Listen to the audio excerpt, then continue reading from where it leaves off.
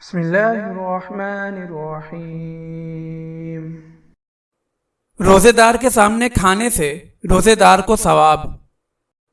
حضرت ام عمارہ رضی اللہ تعالی عنہا کہتی ہیں کہ آپ صلی اللہ علیہ وسلم ہمارے پاس تشریف لائے، آپ کی خدمت میں کھانا پیش کیا گیا، کچھ لوگ اس وقت روزے سے تھے تو آپ صلی اللہ علیہ وسلم نے فرمایا روزے دار کے سامنے کھایا جائے تو اس پر ملائکہ رحمت کی دعا کرتے ہیں۔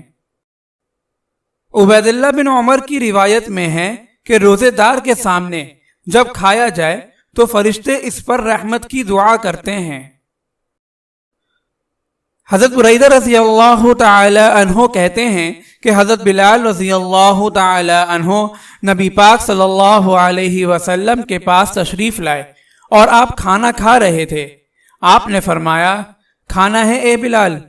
حضرت بلال رضی اللہ تعالی عنہ نے کہا میں روزے سے ہوں اے اللہ کے رسول۔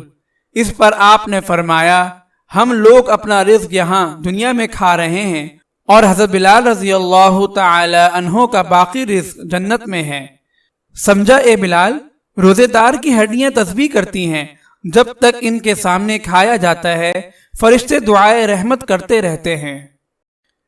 فائدہ: روزے دار کے سامنے کوئی شخص کھانا کھائے گا تو طبیعت انسانی کے اعتبار سے یہ بھوکا ہے، اسے کھانے کی ضرورت ہے، اس کا نفس اس کھانے کی جانب مائل ہوگا، کھانے کے مزے اور لذت سے اس کا دل متاثر ہوگا، مگر پھر بھی روزے کی وجہ سے وہ صبر کر رہا ہے اور اللہ پاک کے حکم کو پورا کرنے کے لیے کھانے سے رکا ہوا ہے۔